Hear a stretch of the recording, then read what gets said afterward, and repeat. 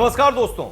पुलवामा में हुए आतंकी हमले का बदला लेने के लिए भारतीय सेना ने 26 फरवरी को पाकिस्तान के बालाकोट में जबरदस्त एयर स्ट्राइक की थी। इस एयर स्ट्राइक की 26 फरवरी को ही दूसरी बरसी है और इस अहम दिन के एक दिन पहले ही भारत और पाकिस्तान के रिश्तों में एक बड़ी डेवलपमेंट देखने को मिली, जब दोनों देशों के बीच 25 फरवरी को डीजीएमओ स्तर की बातचीत हुई। इस बातचीत में तय हुआ कि एलओसी और अन्य क्षेत्रों में संघर्ष विराम का सख्ती से पालन किया जाएगा। इस खबर के आने के बाद यही चर्चाएं हैं कि आखिरकार पाकिस्तान इतनी जल्दी रास्ते पर कैसे आ गया, इतनी जल्दी सुधर कैसे गया।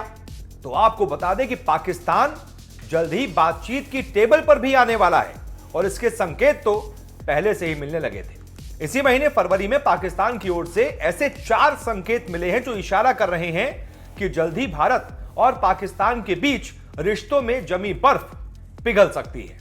पहला संकेत, भारत और पाकिस्तान के बीच बातचीत का पहला संकेत इसी फरवरी की शुरुआत में आई बैक चैनल बातचीत में देखा गया।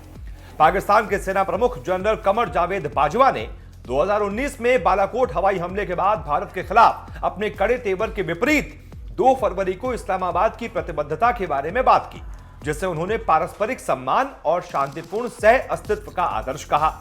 उन्होंने कहा कि यह समय सभी दिशाओं में शांति का हाथ बढ़ाने का है। दूसरा संकेत, हाल के हफ्तों में जम्मू और कश्मीर में सीमा पर संघर्ष विराम उल्लंघन में कमी आई है। एक शीर्ष सरकारी अधिकारी ने कहा कि जनरल बाजवा का बहुप्रचारित शांति प्रस्ताव संघर्ष विराम उल्लंघन में गिरावट और पाकिस्तान की टोन्ड डाउन बयानबाजी ये दिखा रही थी कि शांतिपूर्ण बातचीत हो रही है। तीसरा संकेत, पिछले हफ्ते प्रधानमंत्री मोदी ने कोविड-19 महामारी पर सार्क बैठक बुलाई थी, जिसमें पाकिस्तान कई मुद्दों पर भारत के साथ सहमत दिखा था। स्वास्थ्य पर इमरान खान के स्पेशल असिस्टेंट फैसल सुल्तान ने खुद को कोरोना संबंधित मुद्दों तक ही सीमित रखा था, जबकि पिछले साल मार्च में आयोजित की गई सार्क की बैठक में पाकिस्तान ने कश्मीर मुद्दा भी उठाने की नाकाम कोशिश की थी। चौथा संकेत, वो पाकिस्तानी प्रधानमंत्री इमरान खान के स्पेशल एयरक्राफ्ट को भारतीय वायु क्षेत्र का इस्तेमाल करने को मंजूरी देना था।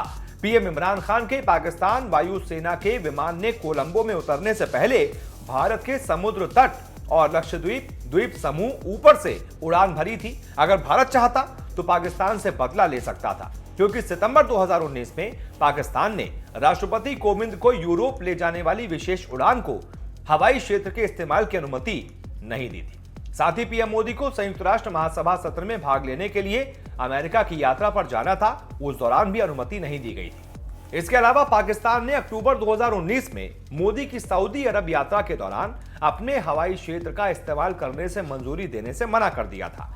यानी 3 मौकों पर पाकिस्तान ने भारत को अपने हवाई क्षेत्र के इस्तेमाल करने की इजाजत नहीं दी थी। लेकिन इन सबके बावजूद भारत ने बड़ा दिल दिखाते हुए इमरान खान को श्रीलंका जाने के लिए भारत के हवाई क्षेत्र के इस्तेमाल करने की इजाजत दे दी। ये सभी 4 संकेत बता रहे हैं कि भारत और पाकिस्तान के बीच डीजीएमओ स्तर पर हुई बातचीत अचानक नहीं हुई है, बल्कि सोची समझी रणनीति के तहत हुई है।